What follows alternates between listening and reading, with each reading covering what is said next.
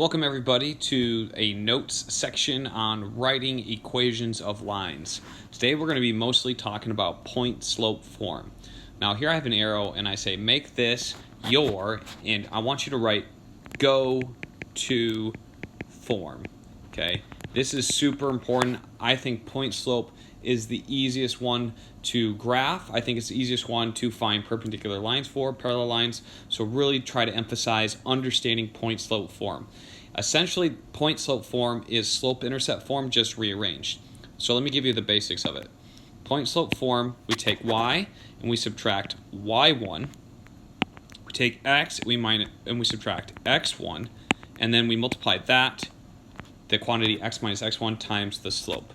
Okay, now what does all this mean? Well, the slope we should know about. We should remember that m is slope from slope intercept form. Now the other component is this. We have x1 and y1. This is the given point. So this is a given point.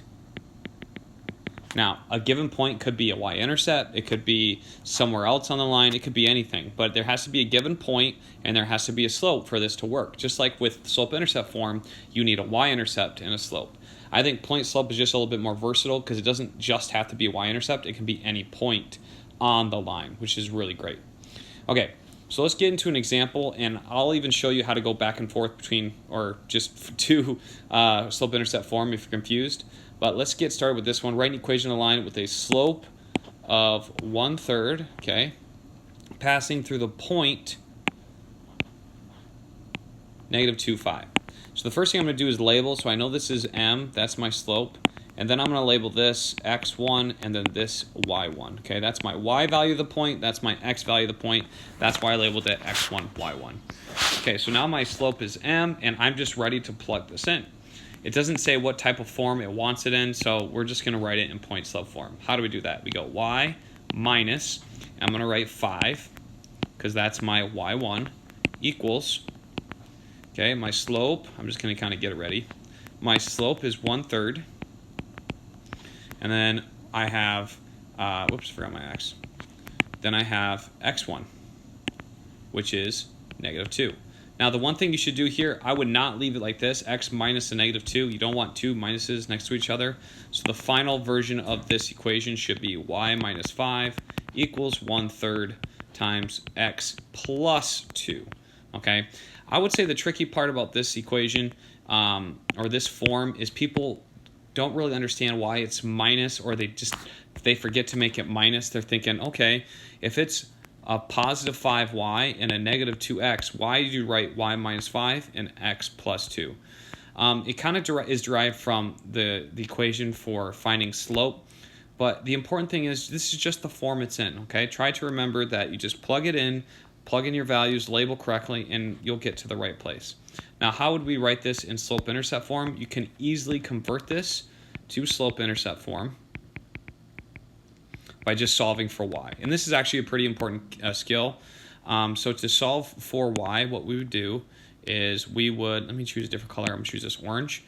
Okay, we just need to get it set up, and then we're trying to get y by itself.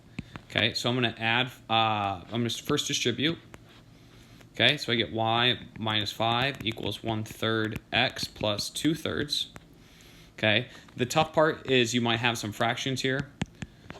So I need to add 5 to both sides. We got y equals 1/3 x. That stays the same, doesn't have like terms. 5 we need to change to be 15/3. That's the same thing as 5, and that becomes 17/3. So this would be our equivalent slope-intercept form equation. These are the same thing though. These two equations are identical. That represents the same line, so that's just something important to understand, that these represent the same line. They're just expressed a little bit differently. In my opinion, point slope you can just do a little bit more with. So number 2, write an equation of the line passing through the points -4, 3 and 5, 7.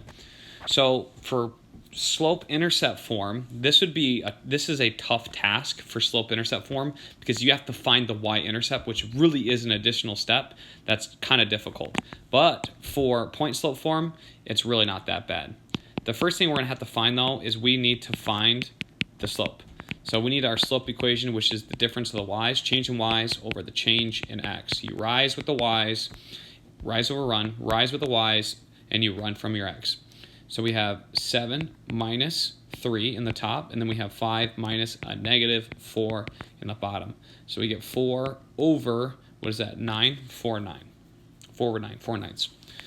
Now, from here, we can essentially plug in the rest into our point slope form. So we have y minus y1, which is 3, because we already have it labeled. Then we have equals m, we know that's 4 over 9, times the quantity, x minus x1, we already have, negative 4. Okay, now we just need to simplify. Y minus 3 equals 4 over 9 times x plus 4. Okay, and then we're done. That's our equation. If you want to get into slope-intercept form, you can, but you really don't need to. Just leave it like this. Personally, as a math teacher, I accept this.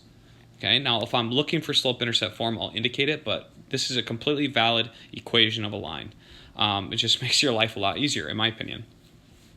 Something of note, if you want to use x2, y2, that's fine. You can use the x2, you can use x2 here and then the y2 there if you want, but you just can't put like x1 and then y2. You have to use the same number of the y's and the x's, okay? You can't mix and match the y1 with the x2 and stuff like that, okay?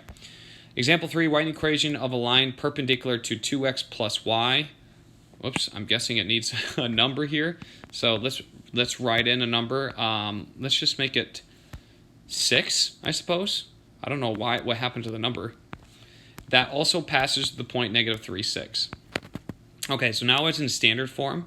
So you're going to see that we have a little bit of work to do here.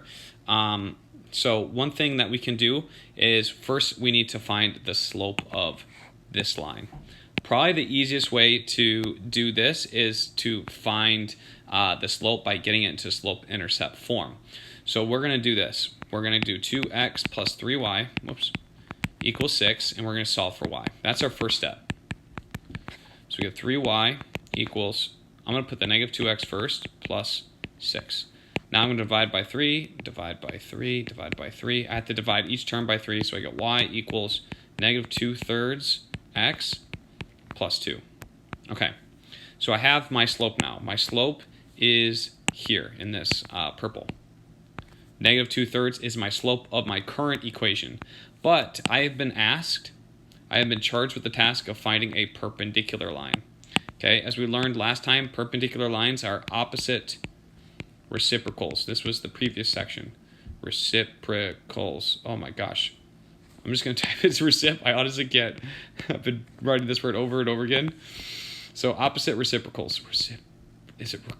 Okay, something like that. That doesn't look right. Oh, thank God this isn't a spelling test. So opposite reciprocal. So we need to take this negative 2 over 3. Negative 2 over 3. And then we change it to a positive. Let me use green, actually. We change it to a positive 3 over 2. Okay, so our first step, if we're looking for a line that's perpendicular to this current line, we need to change the slope to be opposite reciprocal, so we change it to 3 over 2. Okay, second step, we want it to pass through this point, x1, y1. Okay, so we label this x1, y1. So now we're just plug it into point slope form. It's that easy. So what we're going to do here is we're going to write y minus equals x minus there. So what do we write? We're going to write our x1 and y1. So we have y minus 6, x minus negative 3. And then we write our slope, which is 3 over 2. Okay? The one thing you need to do is you make sure it's simplified. Y minus 6 equals 3 over 2 times x plus 3. Okay? If you're starting to get you're starting to see the pattern, anytime it's going to be minus, it's going to be like x plus or y plus. And anytime it's positive, it's just going to stay as y minus 6. So there's our equation. If you really wanted to, you can convert this into slope-intercept form, which really isn't necessary. But I just want to show you that you can do that by solving for y. Lastly, Oh, for this one, don't forget to write in 2x plus 3y equals 6. Sorry, I forgot the equals 6. Average annual tuition, for example, and fees for in-state tuition at public two-year colleges are shown in the table for selected years and graphed as ordered pairs of points in the scatter diagram in figure 33, where x equals 0 represents 2009, x equals 1 represents 2010, and so on, and y represents the cost in dollars.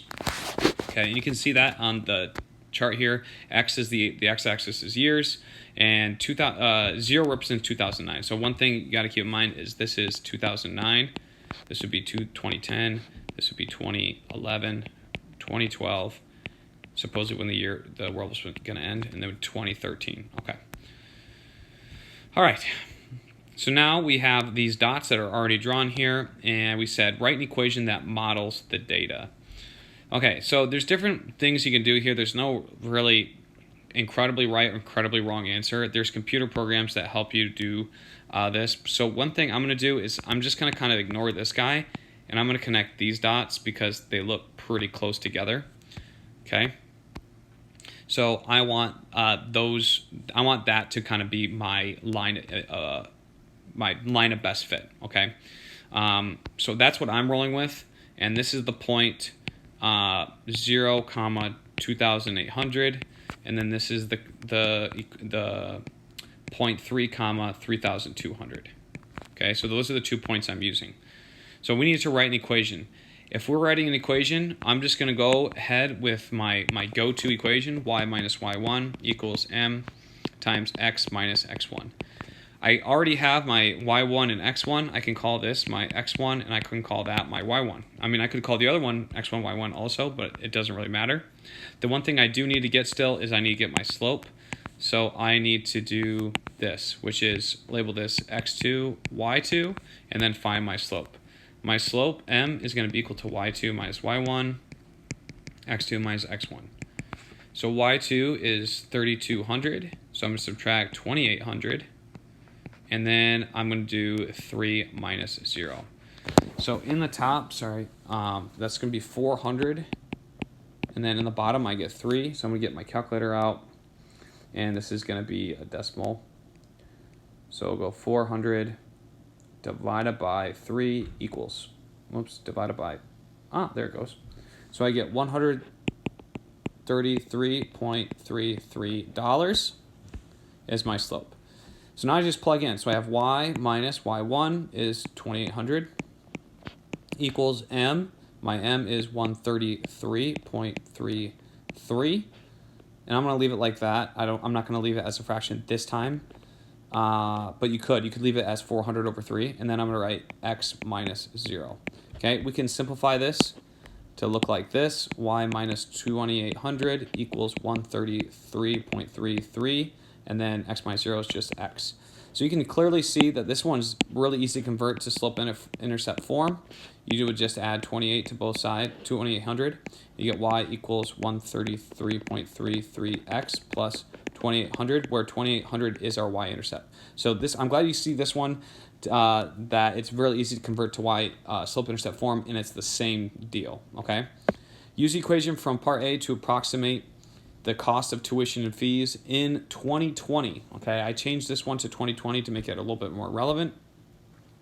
So what we need to do here is we are going to use our equation here, and I'm going to use not the slope-intercept form, but I'm going to use this one here. Okay, this is my equation. So I'm going to use it to find the cost of tuition in the year 2020. Now, one thing I did is I wrote down the years here. So I need to change this a little bit. And year 5 is 2014. Year 6 is 2015, 7, 2018. Because this is my x value, okay? 1, 2, 3, 4, 5. I can't write the year because my inputs were these x values, which are 0, 1, 2, 3, 4, 5, and so on, not 2000s, okay? So you want to make sure you convert this. And I'm just kind of showing you the long way to convert it, but yeah. So we're going to be using 9 as our x value because we want to find out where on the chart is this tuition cost going to be. So it's going to be somewhere up here, question mark. Okay, so we want to see what it is in year 9 after the survey or the year 2020. Okay, so what do? Well, we're looking for our cost in dollars. That's our y. So we just need to solve for y and plug in 9 for x. So we're going to write y minus 2,800 equals 133.33 times 9, because we want 9 years after the survey, which is the year 2020. And now I just solve from here. So I go 133 times 133, whoops, let me clear, 133.33 times 9. I get 1199.97 equals y minus 2,800. Okay, I'm just going to add 2,800, and I'm going to find out what my tuition is going to be in the year 2020. So I add 2,800. We're assuming this is a linear model, and I get about, it's almost 4,000. I'm going to write out exactly what it is. I'm going to round, you could round it to 4,000. So in 2020, essentially we're looking at $4,000. This would be a pretty typical community college. Maybe it's a little bit more these days, but that is our answer. So you can see that we can use point slope form to model actual real world data, and it's really easy to go back and forth between slope intercept form and point slope form. I hope you enjoyed this video. Thanks for watching, and best wishes.